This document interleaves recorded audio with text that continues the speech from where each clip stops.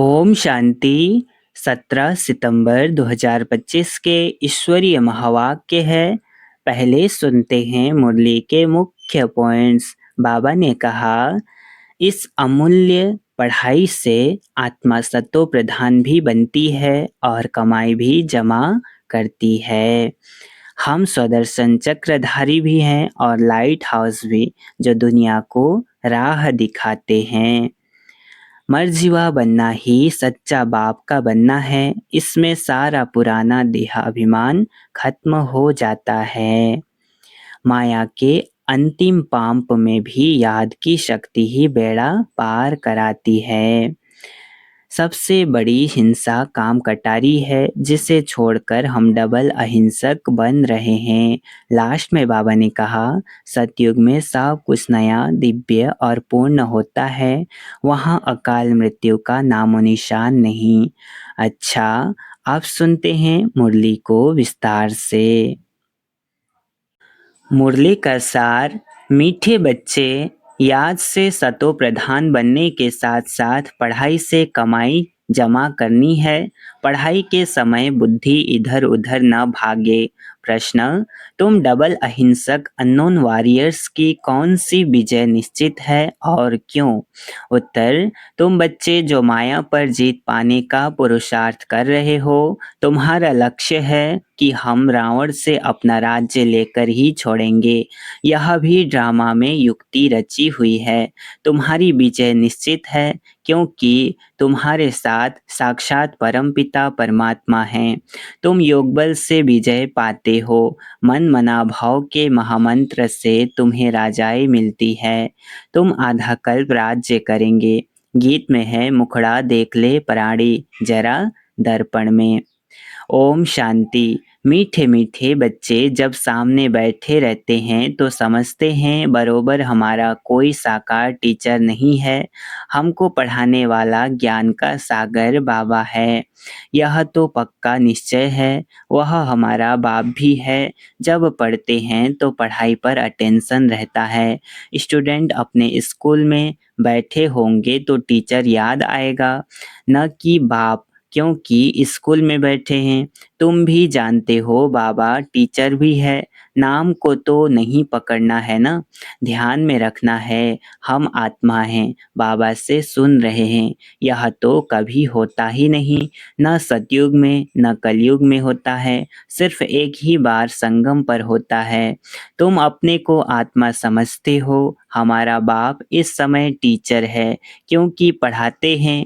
दोनों काम करने पड़ते हैं। आत्मा पढ़ती है शिव बाबा से। यह भी योग और पढ़ाई हो जाती है। पढ़ती आत्मा है, पढ़ाते परमात्मा है। इसमें और ही जास्ती फायदा है। जबकि तुम सम्मुख हो, बहुत बच्चे अच्छी रीति याद में रहेंगे। कर्मातीत अवस्था में पहुँचेंगे तो वह भी जैसे पवित्रता की ताकत मिलती है। तुम जानते हो शिव बाबा हमको पढ़ाते हैं। यह तुम्हारा योग भी है, कमाई भी है। आत्मा को ही सतो प्रधान बनना है। तुम सतो प्रधान भी बन रहे हो, धन भी ले रहे हो। अपने को आत्मा जरूर समझना है। बुद्धि भागनी नहीं चाहिए। यहाँ बैठते हो तो बुद्धि में यह रहे कि शिव बाबा पढ़ाने के लिए टीचर रूप में आया कि आया। वही नॉलेजफुल हैं, हमको पढ़ा रहे हैं। बाप को याद करना है। स्वदर्शन चक्रधारी भी बनना है। हम हैं। लाइट हाउस भी हैं। एक आँख में शांति धाम, एक आँख में जीवन मुक्ति धाम है। इन आँखों की बात नहीं है।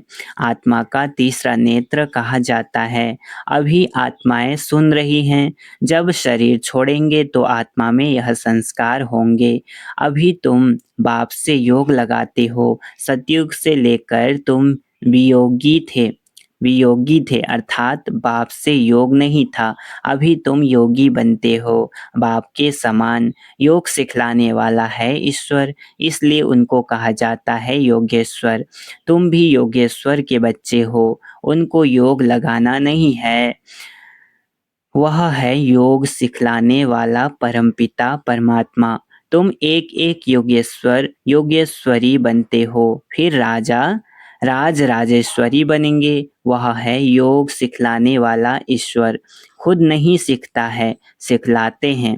श्री कृष्ण की ही आत्मा अंत के जन्म में योग सीख फिर श्री कृष्ण बनती है। इसलिए श्री कृष्ण को भी योगेश्वर कह देते हैं, क्योंकि उनकी आत्मा अभी सीख रही है।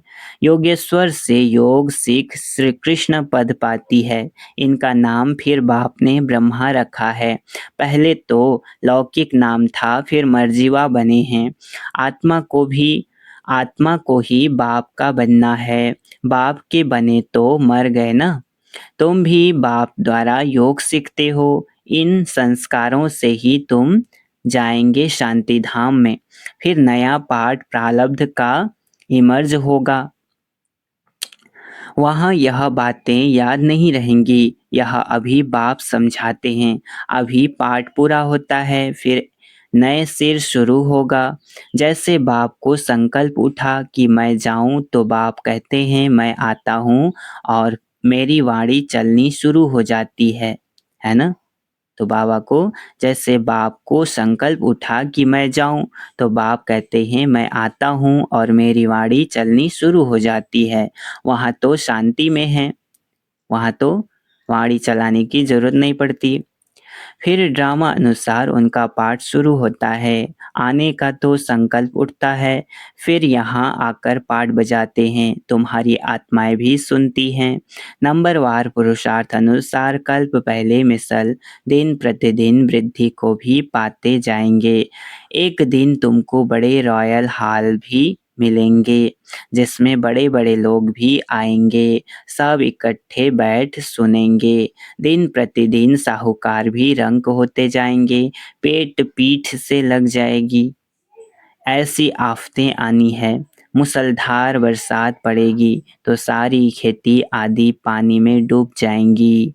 ये बहुत पुरानी बातें बाबा ने बोली थी। अब तो वो हो रहा है, प्रैक्टिकल में हो रहा है। नेचुरल कैलेमिटीज तो आनी ही है, विनाश होना है। इनको कहा जाता है कुदरती आपदाएं। बुद्धि कहती है विनाश होना जरूर है। उस तरफ के लिए बॉम्ब्स भी तैयार हैं। नेचुरल कैलेमिटीज आदि फिर हैं। यहाँ के लिए बाहर के लिए बॉम्ब्स आदि हैं, यहाँ के लिए नेचुरल कैलेमिटीज हैं। उसमें बड़ी हिम्मत चाहिए। अंगद का भी मिसाल है ना। उनको कोई हिला न सके, यह अवस्था पक्की करनी है। मैं आत्मा हूँ, शरीर का भान टूटता जाए। सतयुग में तो जब ऑटोमेटिकली समय पूरा होता है तो साक्षात्कार होता है। अभी हमको यह शरीर छोड़ जाए बच्चा बनना है। एक शरीर छोड़ जाए दूसरे में प्रवेश करते हैं। सजाएं आदि तो वहाँ कुछ है नहीं। दिन प्रतिदिन तुम नजदीक आते जाएंगे। बाप कहते हैं मेरे में जो पाठ भरा हुआ है वह खुलता जाएगा। बच्चों को बताते रहेंगे। फिर बाप का पाठ पूरा होगा तो तुम्हारा भी पूरा हो जाएगा। फिर तुम्हारा सतयुग का पाठ शुरू होगा। अभी तुमको अपना राज्य लेना है। यह ड्रामा बड़ा युक्ति से बना हुआ है। तुम माया पर जीत पाते हो, इसमें भी टाइम लगता है। वो लोग तो एक तरफ समझते हैं कि हम स्वर्ग में बैठे हैं, यह सुख धाम बन गया है। दूसरी तरफ फिर गीत में भी भारत की हालत सुनाते हैं। तुम जानते हो यह तो और ही तमो प्रधान हो गए हैं। ड्रामा अनुसार तमो प्रधान भी जोर से होते जाते हैं। तुम अब सतो प्रधान बन रहे हो। अब नजदीक आते जाते हो। आखिरी विजय तो तुम्हारी होनी ही है। हाहाकार के बाद फिर जय जयकार होगी। घी की नदियां बहेंगी। वहाँ घी आदि खरीद करना नहीं पड़ेगा। सबके पास अपनी गायें फर्स्ट क्लास होती हैं। तुम कितने ऊंच बनते हो। तुम जानते हो वर्ल्ड की हिस्ट्री ज्योग्राफी फिर रिपीट होती है। बाप आकर वर्ल्ड की हिस्ट्री रिपीट करते हैं। इसलिए बाबा ने कहा यह भी लिख दो, वर्ल्ड की हिस्ट्री ज्योग्राफी कैसे रिपीट होती है ना। आकर समझो। ये सब पर्चे आदि में या बैनर में एक साइड में लिखने के लिए बाबा बोले हैं। तो जो सेंसिबल होगा कहेगा अभी आयरन एज है जो, तो जरूर गोल्डन एज रिपीट होगी। कोई तो कहेंगे सृष्टि का चक्र लाखों वर्ष का है, अभी कैसे रिपीट होगा। यहाँ सूर्यवंशी चंद्रवंशी की हिस्ट्री तो है नहीं, अंत तक यह चक्र कैसे रिपीट होता है वह भी जानते नहीं कि इन्हों का राज्य फिर कब होगा। राम राज्य को जानते नहीं, अभी तुम्हारे साथ बाप हैं। जिस तरफ साक्षात परमपिता परमात्मा बाप हैं, उनकी जरूर विजय होनी ही है। बाप कोई हिंसा थोड़े ही कराएंगे, किसको मारना हिंसा है ना। सबसे बड़ी हिंसा है काम कटारी चलाना। अभी तुम डबल अहिंसक बन रहे हो। वहाँ है ही अहिंसा परमो देवी देवता धर्म। वहाँ न लड़ते हैं न विकार में जाते हैं। अभी तुम्हारा है योग बल, परंतु इसको न समझने कारण शास्त्रों में असुरों और देवताओं की लड़ाई लिख दी है। अहिंसा को कोई जानते नहीं, यह तुम ही जानते हो। तुम हो incognito warriors, unknown but very well known. Unknown but very well known. तुमको कोई वॉरियर्स वॉरियर्स समझेंगे, तुम्हारे द्वारा सबको मनमना भाव का पैगाम मिलेगा। यह है महामंत्र, मनमना भाव का महामंत्र। मनुष्य इन बातों को समझते नहीं है। सतयुग त्रेता में यह होता नहीं। मंत्र से तुमको राजाई पाई, मंत्र से तुमने राजाई पाई, फिर दरकार नहीं। तुम जानते हो हम कैसे चक्र लगाकर आए हैं, अभी फिर बाप महामंत्र देते हैं। फिर आधा कल्प राज्य करेंगे। अब तुमको दैवी गुण धारण करने और कराने हैं। बाबा राय देते हैं अपना चार्ट रखने से बहुत मजा आएगा। रजिस्टर में गुड बेटर बेस्ट होते हैं ना। रजिस्टर जो रेगुलर रहता है उसका गुड, फिर बेटर, फिर बेस्ट भी रहते हैं। गुड खुद भी फील करते हैं। कोई अच्छा पढ़ते हैं, कोई का अटेंशन नहीं रहता है तो फेल हो जाते हैं। यह फिर है बेहद की पढ़ाई। बाप टीचर भी है, गुरु भी है, इकट्ठा चलता है। यह एक ही बाप है जो कहते हैं मर्जीवा बनो। तुम अपने को आत्मा समझ बाप को याद करो। बाप कहते हैं मैं तुम्हारा बाप हूँ, ब्रह्मा द्वारा राज्य देता हूँ। यह हो गया बीच में दलाल, इनसे योग नहीं लगाना है। अभी तुम्हारी बुद्धि लगी है उस अपने पतियों के पति शिव साजन के साथ। इन द्वारा वह तुमको अपना बनाते हैं, कहते हैं अपने को आत्मा समझ मुझे याद करो। हम आत्मा ने पाठ पूरा किया, अब बाप के पास जाना है घर।